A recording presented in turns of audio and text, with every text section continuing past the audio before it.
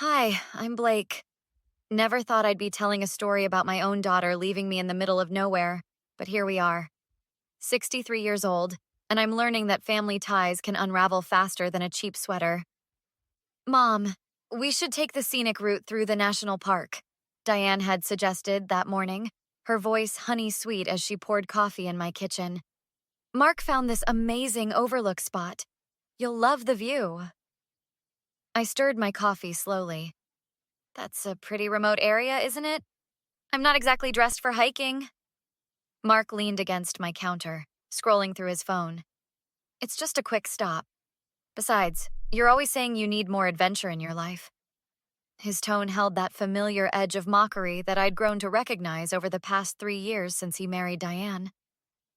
She's right, Mark. Maybe we should stick to the original plan. My daughter's eyes flicked toward him nervously.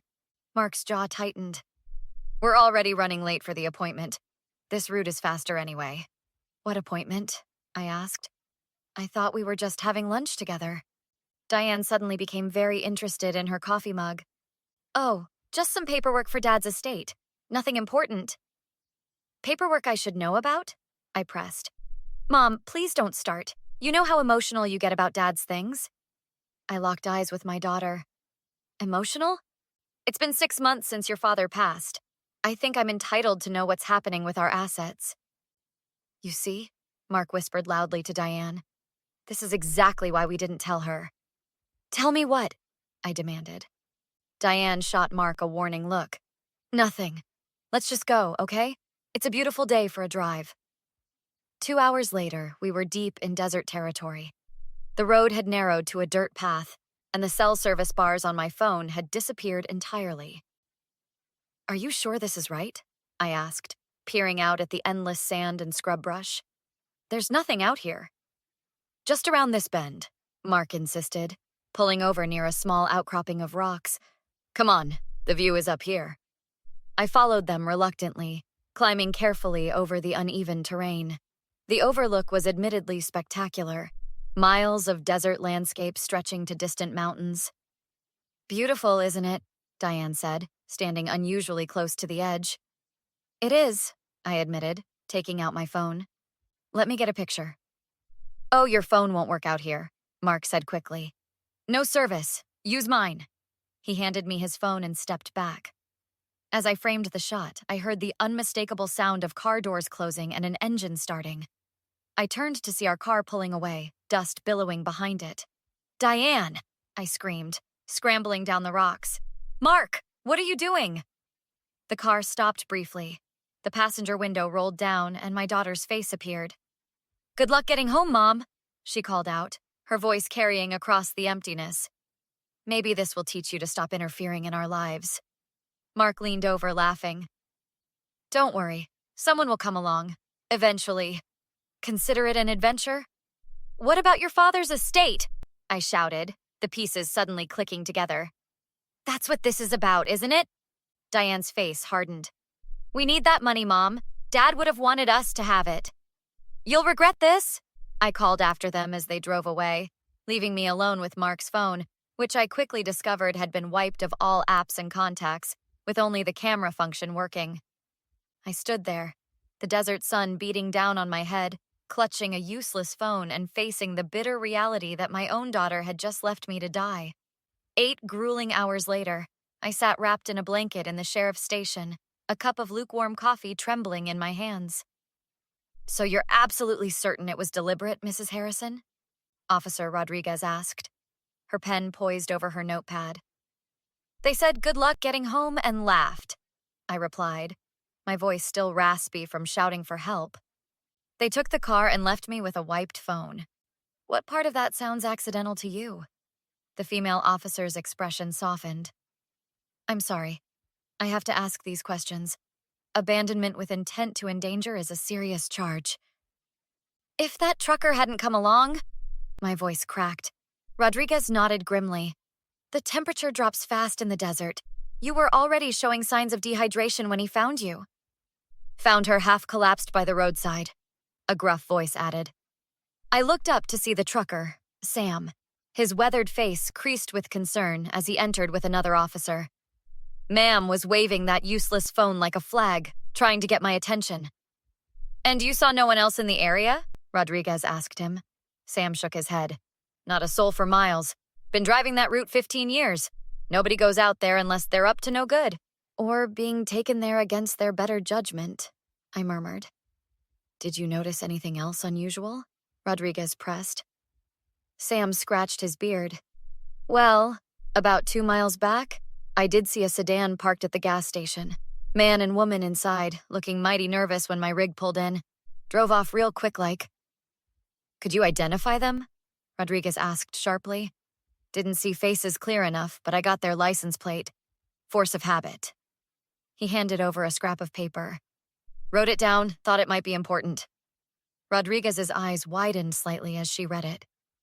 "This matches the vehicle description Mrs. Harrison gave us." The door burst open, and my sister Elaine rushed in, her face pale with shock. "Blake, oh my God!" She engulfed me in a hug. "When the hospital called, I couldn't believe it. Diane did this? You're Diane?" "And Mark," I said. "They've been planning it. Something about Dad's estate." Elaine pulled back, her eyes flashing. "The trust fund? That's what this was about?" Officer Rodriguez cleared her throat. "Mrs. Harrison mentioned a potential financial motive. We're looking into it." "They had an appointment today," I explained. "Something about paperwork." Elaine grabbed her phone. "I'm calling Nathan right now." She dialed quickly. "Nathan, it's Elaine. Did Diane and Mark come to see you today about Jim's estate?" Her face darkened as she listened. "They what? With what authorization? No, Blake is right here. She's been in the desert since this morning because they abandoned her there." She handed the phone to Officer Rodriguez, who took it immediately. "This is Officer Carmen Rodriguez, Mojave County Sheriff's Department. Who am I speaking with?" She listened intently. "Mr. Baxter, I need you to freeze any transactions related to James Harrison's estate immediately.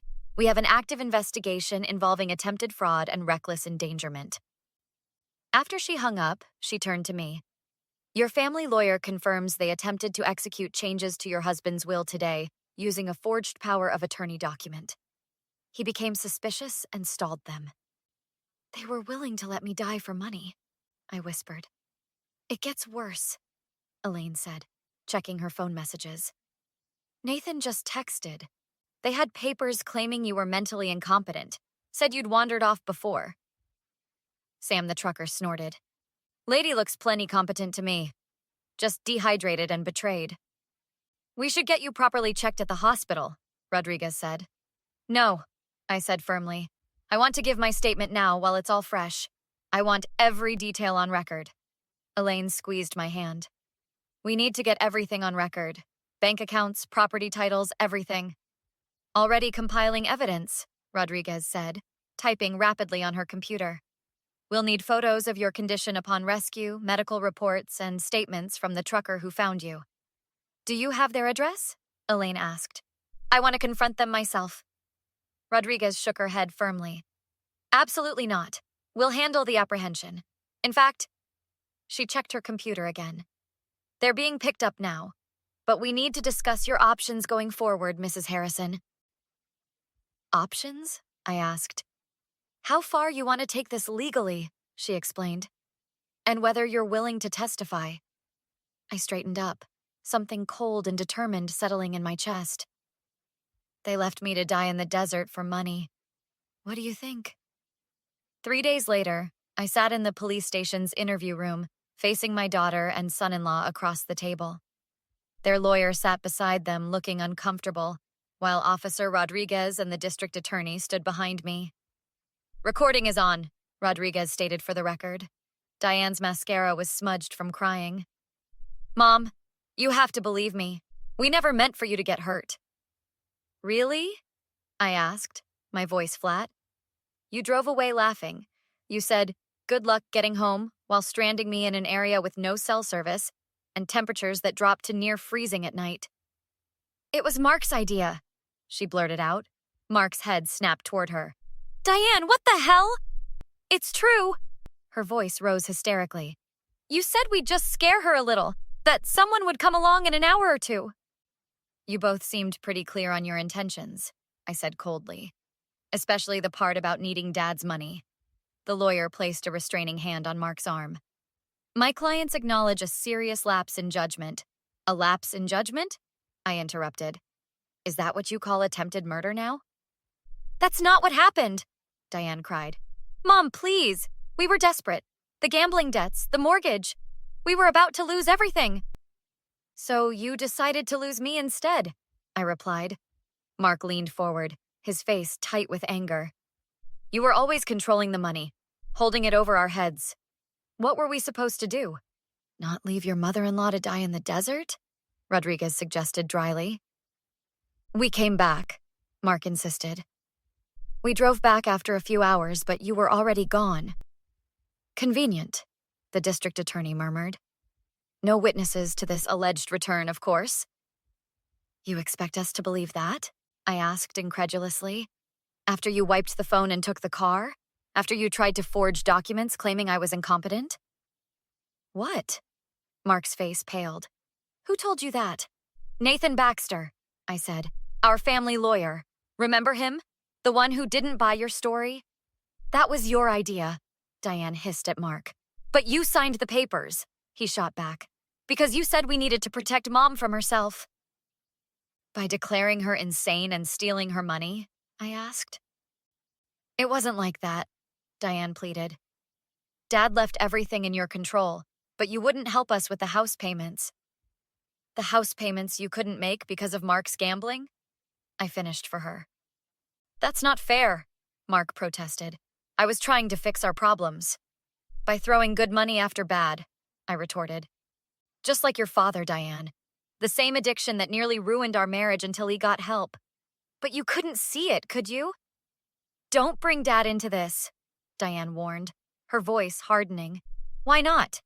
You brought him into it when you claimed he'd want you to have that money. He specifically put it in a trust to prevent exactly this situation. Mom, Diane sobbed, reaching across the table. I'm so sorry. We made a terrible mistake.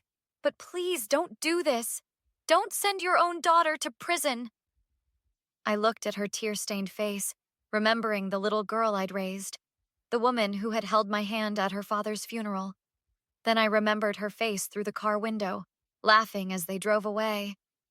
You stopped being my daughter the moment you decided my life was worth less than Dad's money, I said quietly. Mrs. Harrison, their lawyer interjected, we're prepared to make restitution. Full medical expenses, emotional damages. I don't want their money, I cut him off. I want justice. Mark's composure finally broke. He slammed his fist on the table. You vindictive old bitch! You've always hated me. Always tried to come between us. The lawyer tried to restrain him. Mark, stop! You think anyone will believe you over us? Mark snarled, standing up. Your own family? It'll be your word against ours. Officer Rodriguez stepped forward. Actually, it won't. Mr. Peterson provided us with quite convincing dashcam footage of your vehicle leaving the scene. And the wiped phone you left her with still had GPS data, not to mention the forged documents you tried to pass off to Mr. Baxter. This interview is over, their lawyer announced, standing abruptly. My clients have nothing more to say. As they were let out, Diane turned back, her face streaked with tears. Mom, please. I'll do anything. I looked at my daughter for what felt like the last time. You already did. All rise. Court is now in session. The Honorable Judge Wilson presiding. I smoothed down my skirt as I stood, Elaine's steadying hand on my arm. Across the courtroom, Diane and Mark rose as well, both dressed in sober colors that couldn't mask their haggard appearances after 3 months in county jail awaiting trial. When it was my turn to testify, I walked to the witness stand with my head high. Mrs. Harrison, the prosecutor began, please tell the court in your own words what happened on April 15th. I recounted the story clearly, my voice gaining strength with each detail. When the defense attorney cross-examined me, his tone dripped with condescension. Isn't it possible, Mrs. Harrison, that this was merely a misunderstanding? A practical joke gone wrong? Is leaving someone to die in the desert your idea of a practical joke, counselor? I replied. And isn't it true that you've never approved of your daughter's marriage? That you've withheld financial support as a means of control? I leaned forward. My husband left specific instructions in his will. I was following his wishes, and no disapproval of a marriage justifies attempted murder. That's a very serious accusation. Yes, it is, I interrupted. Almost as serious as being left to die of exposure by your own child. After the testimonies concluded and the jury left to deliberate, Diane approached me in the hallway, her attorney hovering nervously nearby. "Mom," she whispered, "I know you'll never forgive me, but please withdraw the charges. For Dad's sake." I looked at her steadily. "Your father would be ashamed of what you've become." "I made a mistake, one terrible mistake," she cried. "No," I corrected her. "A mistake is forgetting an anniversary. What you did was calculate how much my life was worth to you and decide it was less than money." "What can I do to make this right?" Her voice broke. "Nothing," I said simply. "Some things can't be fixed." Diane, some betrayals cut too deep. The bailiff called us back in as the jury returned. When the verdict was read, guilty on all counts, Mark collapsed in his chair, while Diane stared straight ahead, tears streaming down her face.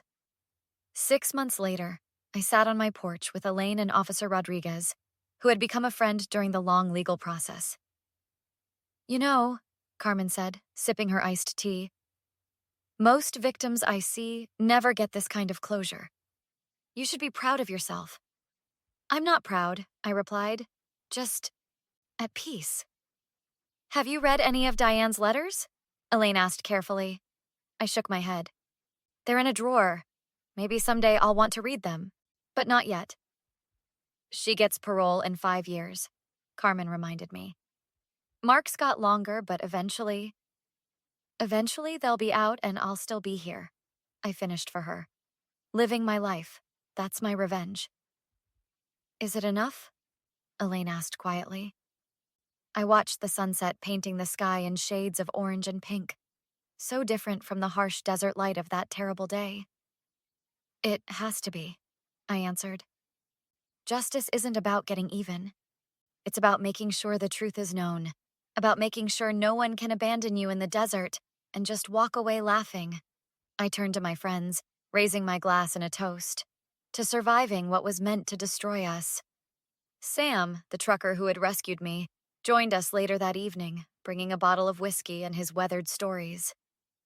"Funny how life works," he remarked, pouring small measures into our glasses. "That day I almost took a different route. Dispatcher suggested it, said it'd save time." "What made you stick to your original path?" Carmen asked. Sam shrugged his broad shoulders. "Gut feeling. Something told me to stay the course." He raised his glass. "To gut feelings and to folks who don't give up easy." "How do you do it?" I asked him. "Drive those lonely roads day after day, seeing the worst of people sometimes?" "Same way you're doing it now, ma'am," he replied. 1 mile at a time, and remembering that for every person who'd leave you in the desert, there's another who'd stop to help." As the stars emerged in the desert sky, bright and clear, I felt the weight of betrayal lifting slightly.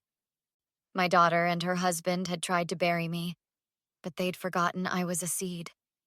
What they'd intended to destroy me had instead planted me somewhere new, somewhere I could still grow. "To new beginnings," Elaine said, raising her glass. "And to endings that needed to happen," I added softly. "What would you do if someone you loved betrayed you so completely? Would you find the strength to seek justice, or would you choose forgiveness?" Let me know in the comments below, and don't forget to like and subscribe for more stories of survival and justice.